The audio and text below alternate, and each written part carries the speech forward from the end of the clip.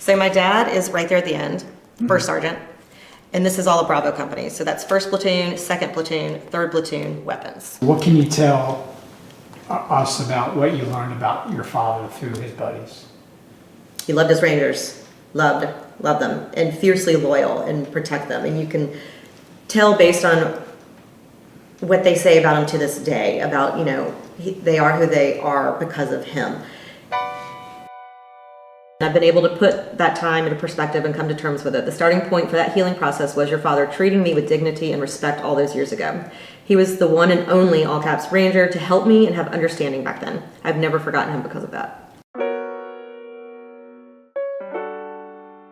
Now I understand what he was doing. We just thought he was out in the field meaning just out at forbidding training. No, he was actually in Egypt or Thailand, and I'm like, Mom, did you know? She's like, she had no idea. I'm like, you had no idea? Like, now I have such a better understanding of what he was doing and who he was with and why he was doing it. It was just something so much bigger than me and my mom and him. There's a letter in here being like, you girls softened him.